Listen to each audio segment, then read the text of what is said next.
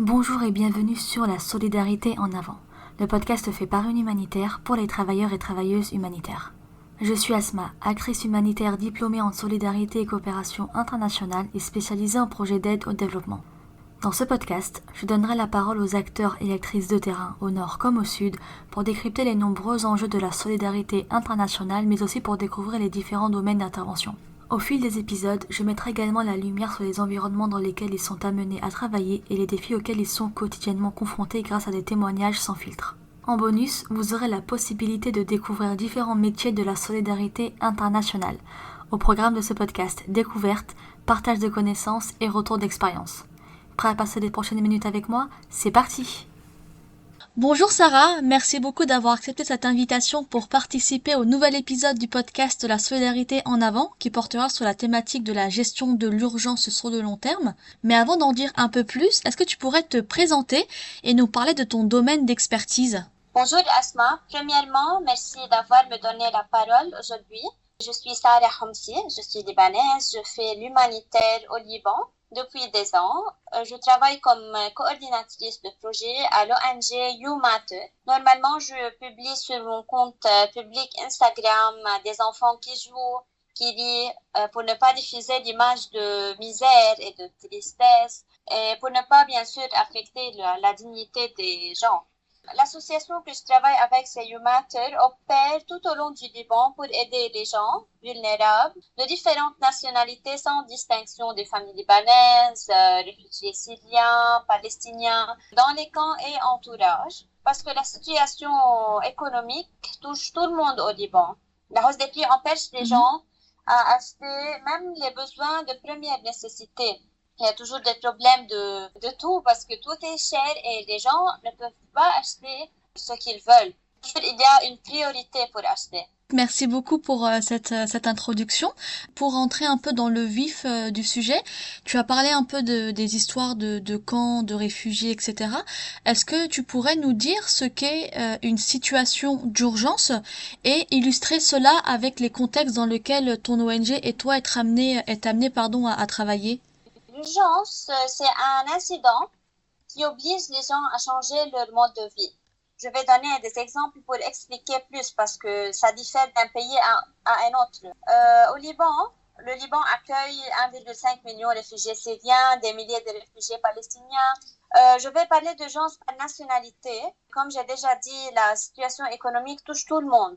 À cause des événements des bombardements à la frontière libanaise-palestinienne, au sud du Liban, je ne sais pas si vous connaissez. Beaucoup de familles, c'est la majorité libanaise, ont été déplacées de leur maison qui se situe à la frontière tout au long du Liban. Et il y a des familles qui vivent dans des centres d'hébergement collectif comme des écoles, des universités, ils vivent dans des classes avec plein de besoins alimentaires et non alimentaires. Pour les réfugiés, par exemple, palestiniens, beaucoup de Palestiniens ils vivent ici au Liban depuis Nakba en 1948. Ils sont venus ici et ils ont beaucoup de besoins, comme tout le monde, besoins alimentaires et non alimentaires. Le même pour les réfugiés syriens. Ils ont été obligés de fuir de la Syrie en 2013 à cause de la guerre. Ils vivent dans des camps à la frontière libanaise-syrienne, c'est de l'autre côté. C'est difficile pour eux de revenir parce que il y a des gens, leurs maisons sont détruites. Et du coup, dans une situation d'urgence, Sarah, est-ce que tu pourrais nous dire quels sont les premiers besoins des populations et comment les ONG tentent d'y répondre? En fait, il y a des besoins qui persistent. Par exemple, les produits alimentaires, les médicaments, le lait pour bébé, les couches pour bébé, pour âgés, sont toujours des besoins qui durent, qui persistent. C'est continu. Et ça dépend de la saison et la situation actuelle du pays. Par exemple, disons, comme YouMatter en hiver, c'est nécessaire d'offrir des repas chauds, du fuel pour se réchauffer, des vêtements pour se réchauffer, des couvertures, etc. Il y a plein de besoins, je donne des exemples. Par exemple, durant le mois du Ramadan, nous offrons des repas comme iftar, colis alimentaires, etc. Et en situation d'urgence, comme maintenant au sud du Liban, normalement, nous réalisons des enquêtes auprès de la population affectée pour offrir les besoins nécessaires. On a parlé là un peu des différentes situations d'urgence que vous êtes amené avec l'ONG à rencontrer. Et qu'est-ce qui amène l'aide d'urgence à perdurer sur le long terme et comment les ONG tentent d'y faire face? Parce que tu as par exemple là parlé de la situation des réfugiés palestiniens ou des réfugiés syriens qui sont là depuis maintenant plusieurs générations. Toujours, il y a coordination entre nous, notre association et les autres ONG locales pour éviter de dédoubler l'aide ou aider quelqu'un qui n'a pas besoin ou pour aider différents gens, pas seulement les mêmes gens. Et comment dire, remplir les gars. En fait, tu peux pas aider tout le monde en même temps parce que c'est un très grand nombre. Mais pour éviter d'aider la même personne ou la même famille deux fois, toujours, il y a coordination avec les autres à travers des plateformes, des choses en commun, pour remplir les gars.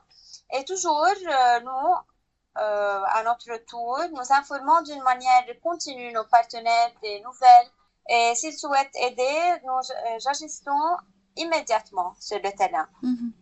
Vous, quand vous voyez ces situations de conflits, de guerres, de bombardements, etc., et que vous êtes là à accompagner les populations, les gens qui se déplacent pour fuir ces zones-là, comment est possible d'accompagner ces personnes pour les aider à sortir de cette situation d'urgence?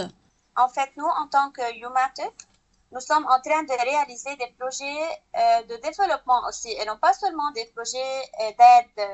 Le fait d'offrir quelque chose, par exemple, seulement un colis alimentaire et merci, au revoir, non, il y a des projets de développement pour enseigner, par exemple, les gens un métier, une profession, quelque chose à faire pour eux, pour générer leur propre argent. Au lieu d'être dépendants à chaque fois toujours sur les ONG ou être en besoin. Donc, de cette façon, eux, ils peuvent ou travailler pour générer leur argent ou, par exemple, du côté, par exemple, agriculture, ils peuvent cultiver leurs propres végétaux et tout ça. Et oui, c'est quelque chose qui dure, c'est à long terme, c'est un projet de développement. Et est-ce que tu pourrais nous donner des exemples de projets de développement que vous mettez en place avec Youmatter? Par exemple, le projet d'agriculture, je donne le même exemple. Si quelqu'un, à chaque fois, il va acheter des végétaux et tout ça, si lui, il apprend comment cultiver et il a un espace à le faire à côté de sa maison, donc de cette manière-là, il peut prendre ses propres végétaux de son propre terrain. Ou s'il y a une grande place, il peut par exemple vendre ces végétaux-là d'une façon quand il prend chez nous des cours, quoi par exemple cultiver, quoi mettre. Donc ça va lui aider à faire ceci. Sinon, il ne savait pas quoi cultiver pour par exemple avoir cette plante-là. D'accord. Et pour conclure sur cette interview, toi avec du coup les contextes dans lesquels tu travailles avec Youmatter, est-ce que tu pourrais nous dire quels sont les risques et les conséquences de voir une situation d'urgence perdurer pour les personnes concernées? En fait, le risque est que les aides diminuent avec le temps. Parce qu'il y a des fois que, par exemple, les donateurs, ils aident par exemple un pays précis et ils ne peuvent pas par exemple aider le Liban en même temps. Donc, moi j'ai peur que nous soyons incapables de supporter un grand nombre de personnes comme nous le faisons maintenant, spécialement parce que la situation économique au Liban se détériore au lieu qu'elle s'améliore. Donc toujours, nous avons besoin d'aide externe des partenaires et des donateurs pour que nous soyons capables de supporter les gens qui sont en besoin. C'est noté. Mais merci beaucoup, Sarah, pour ces précisions et pour toutes les personnes qui souhaitent suivre ton travail et suivre le travail de l'ONG You Matters. Ils pourront retrouver dans les notes de l'article le lien direct vers vos réseaux et sites internet. Merci à vous d'avoir écouté ce podcast jusqu'au bout. S'il vous a plu, rendez-vous sur les différentes plateformes d'écoute ainsi que sur le site Booster Solidaire pour en découvrir d'autres et n'hésitez pas à me soutenir en laissant 5 étoiles. Retrouvez l'ensemble des notes de ce podcast sous forme d'articles sur le site Booster Solidaire. Pour aller plus loin, si vous souhaitez en savoir plus sur l'invité de cet épisode, n'hésitez pas à consulter les liens mis en avant dans l'article. On se donne rendez-vous au prochain épisode. Belle journée à vous, où que vous soyez.